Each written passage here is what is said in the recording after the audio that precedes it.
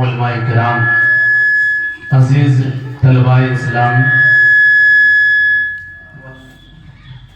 السلام علیکم ورحمۃ اللہ وبرکاتہ۔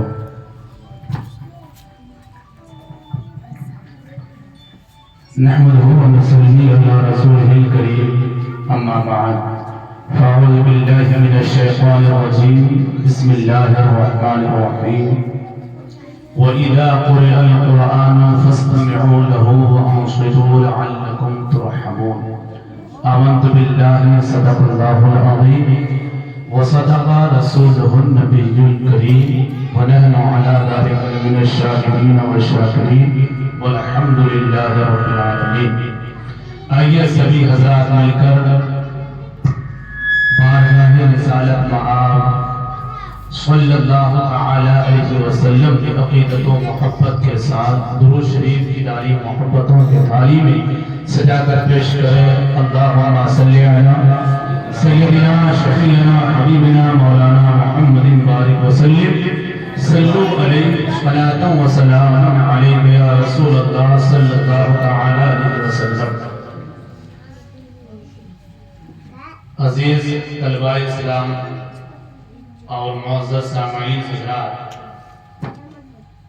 یہ محفل جس میں ہم اور آپ شرکت کیے ہیں، علماء کرام کا ایک عظیم قافلہ موجود ہے۔ یہ محفل ختم قرآن کے پربہار موقع پر سجائی گئی ہے۔ رب قدیر کے بارگاہ میں دعا ہے، مولا کریم اس محفل میں بیٹھنے والے تمام چھوٹے بڑے سب کے اوپر قرآن کا فیضان جاری و ساری عطا فرمائے۔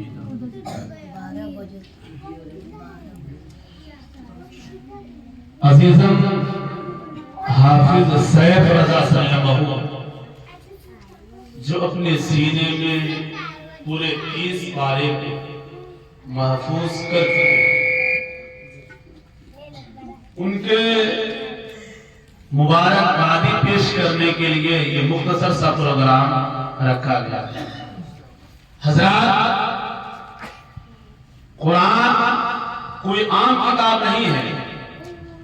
قرآن کوئی وہ کتاب نہیں ہے جو صرف قرآن خوانی میں پڑھی جائے۔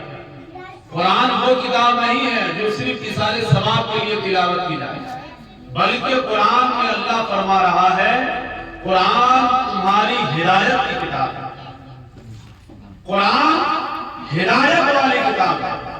اس کتاب کو جو جس نظریے سے پڑھے گا، جو جس مقصد کے لیے پڑھے گا، اللہ پاک اس بندے کو قرآن کے پڑھنے کی برکت سے اس کے مقصد میں کامیاب ہوگا۔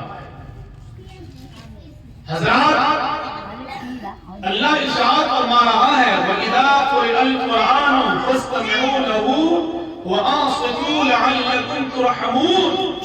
جب قرآن پڑھا جائے تم کان لگا کر سنو تاکہ اللہ کی رحمت تم پر نازل ہو۔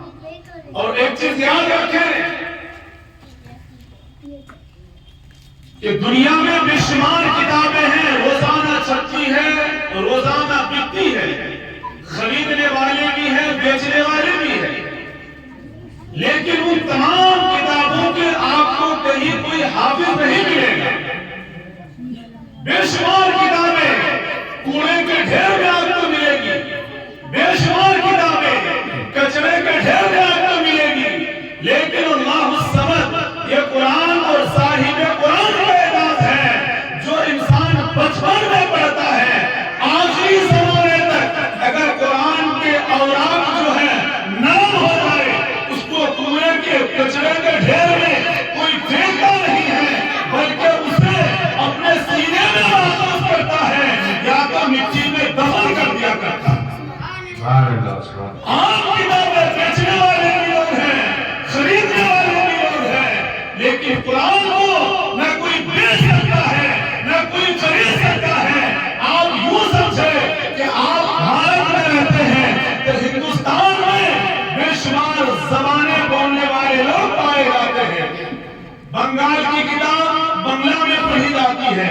بنگلہ کتاب بنگال ہی میں لوگ پڑھتے ہیں، مراٹھی کتاب مراٹھا ہی میں مہاراشٹر ہی میں لوگ پڑھتے ہیں، تمل ناڈو کی کتاب وہی کے لوگ پڑھتے ہیں۔ لیکن تمل ناڈو کی کتاب اگر آپ بنگال میں جا کے دے دیں گے تو کوئی وہاں کی زبان سمجھ بھی نہیں پائے گا۔ بنگلہ کی کتاب کوئی لے جا کے آسام میں دے دیں گے تو وہاں کے لوگ سمجھ ہی نہیں پائیں گے۔ کیرلا کی وہاں کی تیلگو زبان کوئی اگر بہار میں لا کے دے دے آپ سمجھ نہیں پائیں گے۔ لیکن اللہ الصمد، یہ قرآن اور صاحب قرآن کا اعزاز دیکھو کہ بیعی نہیں، آج سے 1500 سال پہلے مکہ اور مدینہ میں نازل ہوئی یہ کتاب پوری دنیا میں انتشار پھیل گئی، اور جہاں جہاں آپ کو قرآن ملے گا، جہاں جہاں یہ کتاب ملے گی، کسی اور زبان میں نہیں بلکہ عربی میں پڑھنے والے لوگ ملیں گے، اس لیے یہ کتاب عربی میں نازل ہوئی۔ عزیزان محترم، شاعر کہتا ہے میرے سرکار کا فیضان بڑا پیارا ہے، میرے سرکار کا فیضان بڑا پیارا ہے، جو ملا ہم کو یہ قرآن بڑا پیارا ہے۔ اب کل قیامت میں پکاریں گے فرشتے سارے، ہاں مجھے حافظ قرآن بڑا پیارا، اور دیکھ کر ان کو فرشتے بھی خوشی سے بولے رب اکبر کا یہ مہمان بڑا پیارا ہے۔ عزیز طلبہ، ایک طلبہ قرآن کو یاد کرنے میں کس قدر محنت کرتے ہیں، کتنی مصیبتیں آتی ہیں، کتنی پریشانیاں آتی ہیں، یہ تو وہی جانتے ہیں جو اسے اپنے سینے میں محفوظ کرتے ہیں۔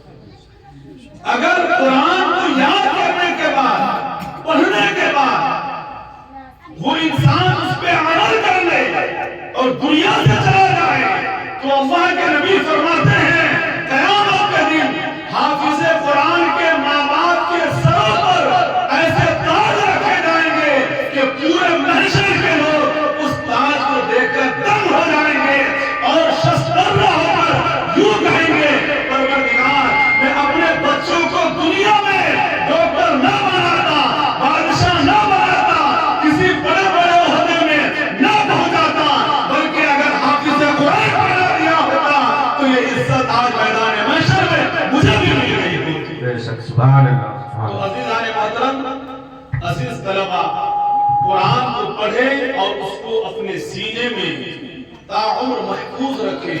اگر محفوظ رکھ کر آپ دنیا سے جاتے ہیں، دنیا میں بھی اس کے انعام ملنے والے اور آخرت میں اس کا بہتر انجام اچھا ہونا ہی ہے۔ اب آئیے انہی چند جملوں کے ساتھ میں اپنی باتوں کو ختم کر رہا ہوں اور آپ کے سامنے خطیب اہل سنت حضرت مولانا تنویر احمد صاحب قبلہ کے بارگاہ میں ادباً گزارش کروں گا کہ حضرت آئیں اور اپنے چند دعایا کلمات سے ان طلباء کرام کے حوصلہ افزائی فرمائیں۔ حجی حضرت کا استقبال نعرہ تکبیر اور نعرہ رسالت کے گوش میں کر لیں۔